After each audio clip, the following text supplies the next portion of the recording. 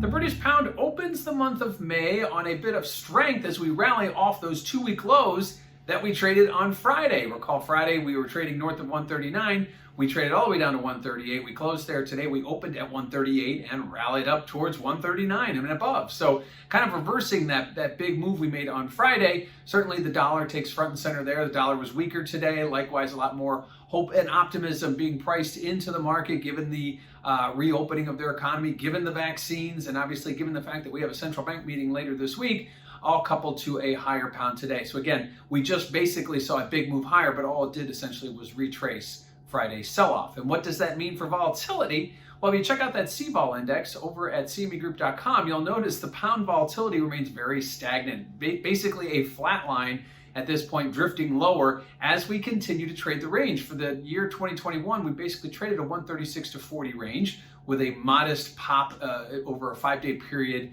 in late February, taking us up to 142, but then we quickly retraced and came right back down. So it's mostly been a 136 to 140 range. We continue to trade that as we continue to trade the range. That's where expectations build, and when you build expectations, you need to break out of them to see volatility, see a spike, or at least a move higher, and we have not done that. So keep an eye on that volatility index for any indications of where the market thinks there may be some stress points. Right now, we are not seeing that.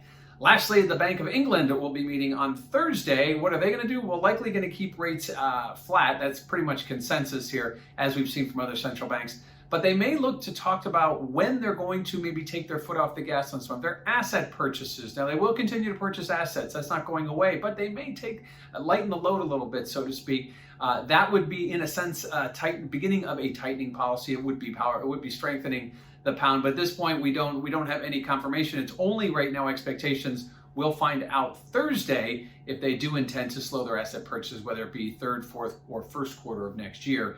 But that is certainly something in the cards that we should hear about. So a big opening for the month of May for the pound, rallying back from Friday's sell-off with a looming central bank meeting on Thursday.